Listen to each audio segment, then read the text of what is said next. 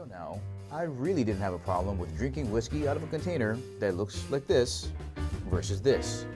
But what happens when a non-whiskey drinker like myself starts taking whiskey more seriously? Will I ever be able to tell the difference between a scotch or a bourbon, or pull out those awesome aromas that all the sommeliers can out of a Glengoyne glass? But most importantly, out of 365 days, where will I rank the world's top whiskeys versus the lower ones? Let's find out as Short Guy drinks whiskey. Welcome back to Short Guy Drinks Whiskey. I'm Kimo, and today we're going to be unveiling dram number 5 that I got from Master of Malt. Remember to check out that link on the bottom if you want to get drams just like this. They're going to send you some delicious drams to try, and they're going to send me some money to help keep the channel going. But for now, let's check out the Glengoyne 25. All right, let's open this up. I can't wait. Now, this is the most expensive scotch that I've tried. Whew, that's coming in at around $300, maybe $400 for a bottle. And this smells fantastic. You can tell just by the color that it's a lot browner, more mahogany, because this is aged in 100% sherry butts, sherry casks. And it is fantastic. And look at that. That is brown. That is no yellow. That's what the color looks like to the eyeball, to the sight there. And this is the brownest scotch I've ever seen, maybe even out of the bourbons and whiskeys I've tried. That is just brown. And when I'm swishing it around, I know you guys can't see it, but there's these legs just struggling to get down there onto the bottom. Normally when you swish a whiskey around, it kind of runs down. You can see a few legs. But maybe as a result of it being aged for 25 years, it's just kind of going, eep. But before getting into a discussion about Glengoyne, let me update you on chemotherapy. Welcome everybody to Chemotherapy again. This is my second YouTube channel and my second whiskey review here. The other reviews are on the Reload Hawaii side, around 13 of them. And they started off right around January-ish with my friend Jeff, who introduced me to a bourbon called Pappy Van Winkle. One of the sweetest bourbons I've ever tasted. Up until then, hated whiskey, hated bourbon, didn't really much think about it. But now I'm on this journey and I want to take everybody with me along for the ride as I start to learn more about bourbons and Irish whiskeys and scotches.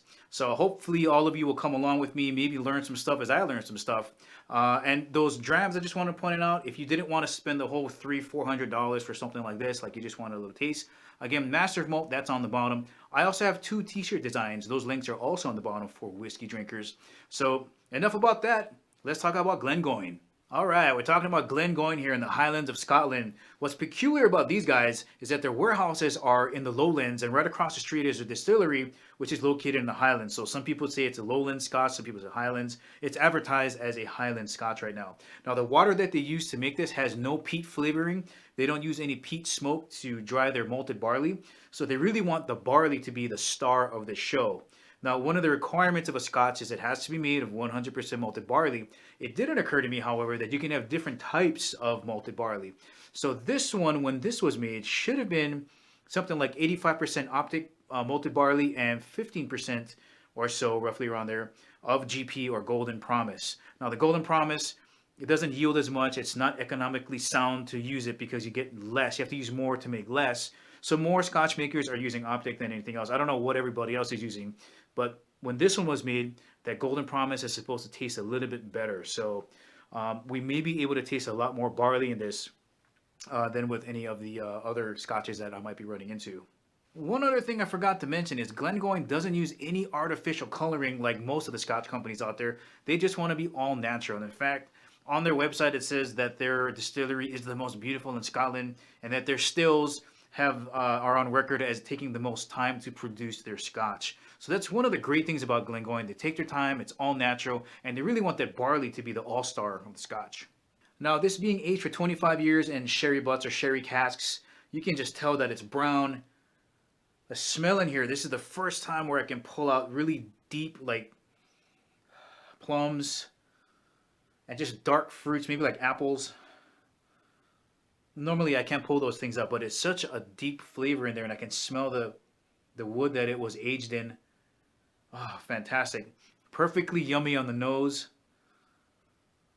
A little bit of spiciness to it. Let's give it a quick taste.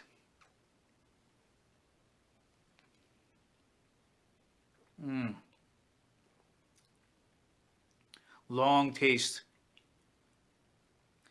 Strange though, I still taste a little bit of that smokiness. May be the cask. I might be getting that confused with that woody taste. It's still in my mouth. It's just gripping my tongue. 48% alcohol volume, so there's practically no burn on this thing. It doesn't scare you away like some of the scotches I smell that are super smoky. One more taste.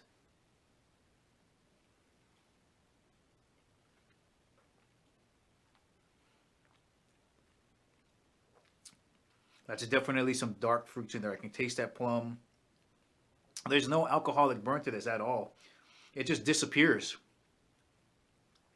That is an excellent scotch. I don't know if all 25-year-old scotches that cost $400 a bottle are going to taste this great. I hope I can find some cheaper ones, but if this is the cost of aging something and paying that much for a good scotch, I definitely recommend this, guys. Let's just do one more. Yeah, I'm still getting that's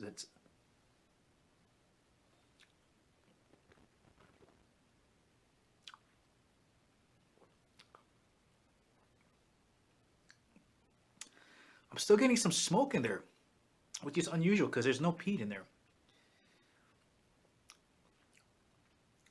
Then again, I haven't really tasted a peat smoke. Maybe I'm just tasting the smoke that they use to malt their barley. Not very, no, it's very faint though. So extremely approachable. It's not going to scare you away like some of those big peat ones that I understand that are scary. And again, I haven't tried a peat one, but I can imagine how crazy that might smell. But guys, is this worth $400? Maybe, I'm not too sure. All I can tell you is that this is delicious. Out of all of the scotches that I tried so far, this is pretty good.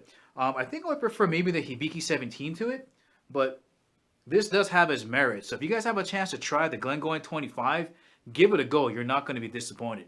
So guys, that's the ending of this whiskey review. I hope you enjoyed it. Please tune in for my other videos. If you haven't subscribed to this channel, please do. Check out those links on the bottom. And remember, Okoli Muluna. Ooh.